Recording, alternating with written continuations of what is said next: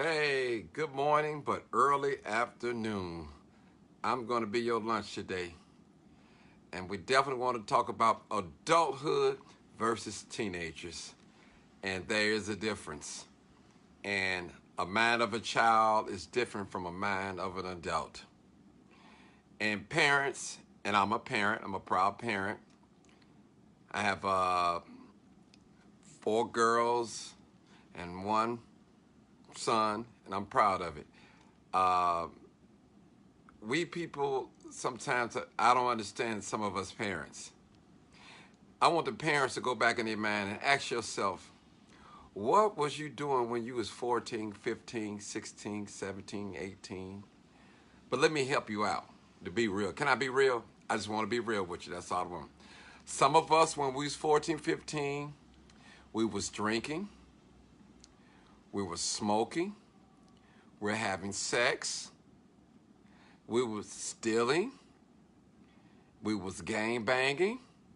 Am I right? Even though we went to Sunday school, even though we went to church, even though our parents told us not to drink, not to smoke, not to do none of these things, or we was ditching school. I mean, come on, let's be real, parents. What was we doing when we was 14, 15, 16, 17? And some of you out here listening to me right now, you done had two abortions in your teens that your parents don't even know about. In your teens. You forgot you was once a teenager. Some of us, when we was teenagers, we was disrespectful to our parents, disobedient. We got suspended from school. Now look at some of us. We are productive citizens. We're making a difference in our community. We're making a difference in our neighborhoods. We're doctors. We're lawyers. We're tradesmen. We're professionals. But we didn't have the mind of an adult. The scripture said, Paul said, when I was a child, I spoke as a child. But when I became a man, I put away childish things. People, can I be honest? I just want to tell the truth. Do I advocate bad behavior? Do I endorse bad behavior? No.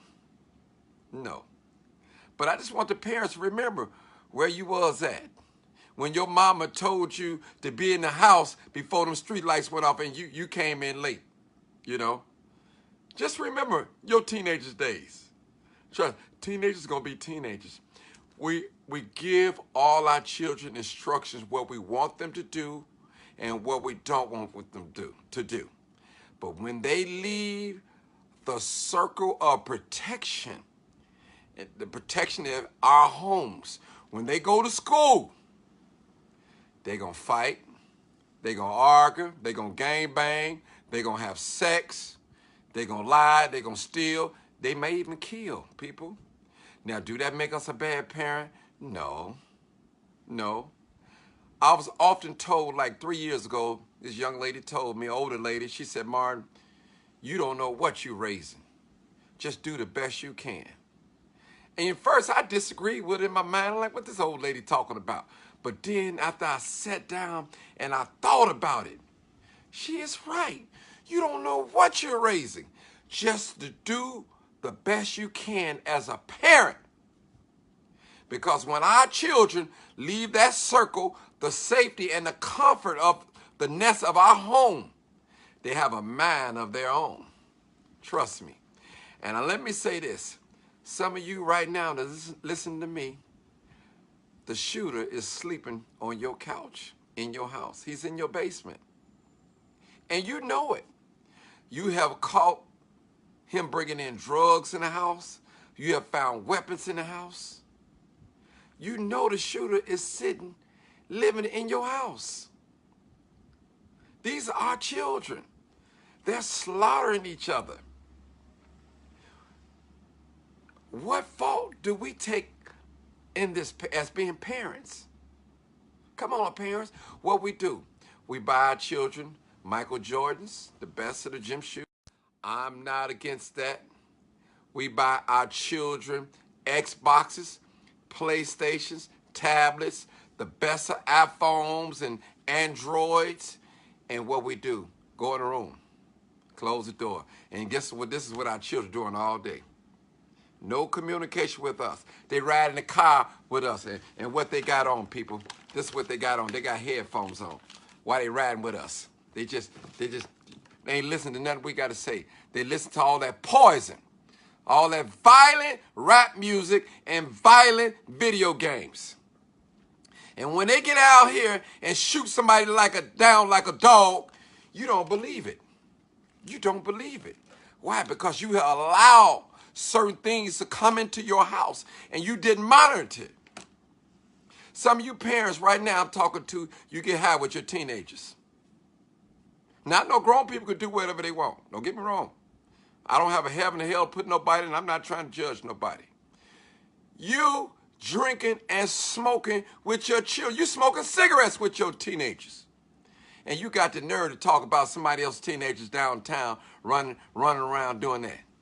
And you can't even discipline your own house. Yeah, I'm talking to you, mama, daddy. I'm talking to you. We all could be better parents, even myself.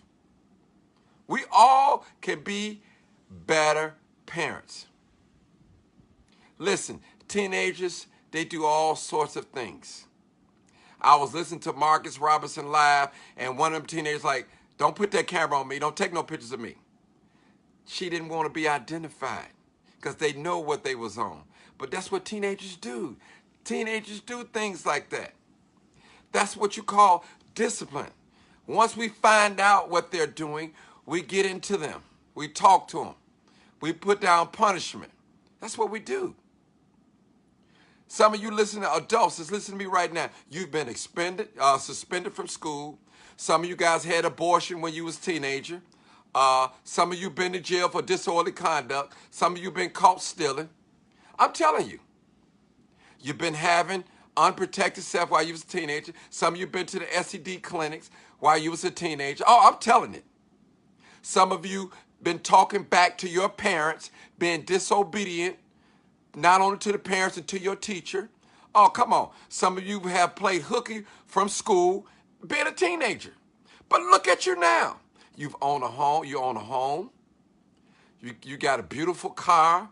You have a beautiful husband. You have a beautiful wife. You have children. Look at you. I was one of the worst teenagers out here. But look at me now. A pillar in the community.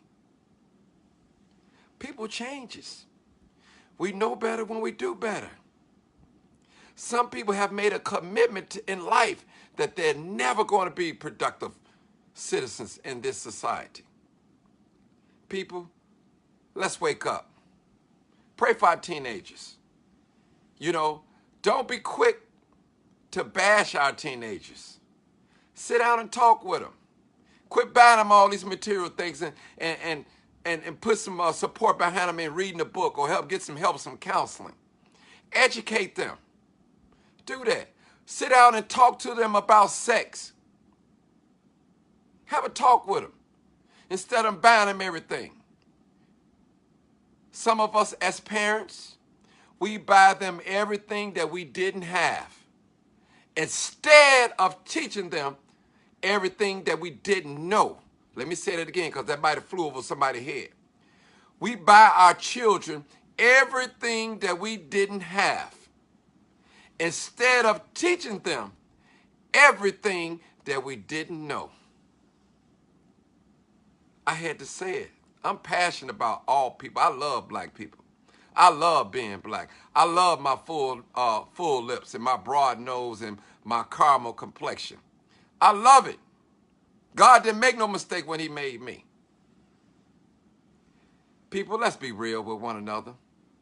White folks, they love to put the flashlight when they see black people acting out.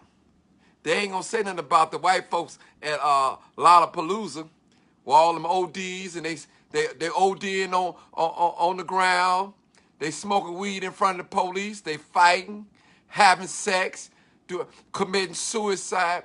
Oh, they're not gonna put that out and like, oh, they just young teens and I'm gonna tell you, they don't even want you at the Lollapalooza. That's why the tickets are overpriced. But they want the black celebrities and rappers and singers there. But they don't want you there with your little post self. That's why the tickets are so high. So you want a 10. They don't want you to see them acting ugly. They have this role, holier than thou. Tell you people, anything, let us protect our black youth. Trust me, those are the warriors of our race. White folks love locking up teenagers and all. They love it because the teenagers, they don't have no fear. They're not afraid to break the law. You know, they have no fear of nothing because the white men have told you not to discipline your child. And look what you have right now. They're running your house. Gang bangers hanging in your house, selling dope out of the house and telling you to shut up and be quiet. And you got a blind eye and a deaf ear to what's going on into your house. And you got the nerve to come on a broadcast and talk about other people. And very in your own house is out of control. You don't want no man telling your child or your son or daughter what to do. You want to be the man and the woman. Now look at your child. The Bible said, train up a child in the way he should go. And when he get older, he shall not depart from it. Trust me. Teenagers know right from wrong. Believe me. They smarter than you think they are. They got this phone right here. They got the internet. If they want to learn about sex, they can learn about sex. If they want to learn about making a bomb, they can learn about this. If they want to learn how to scam, they got the internet, the phone. It tells them everything. Some of you parents, you don't even monitor what come through their phone. You don't even know their passwords. You don't know what your child doing when you're not in their presence. You don't know. I don't know. I want to believe that my teenagers is doing the right thing when I'm not around them, but I don't know as a parent. You as a parent, you don't know. One parent said on my timeline, I'm going to find out.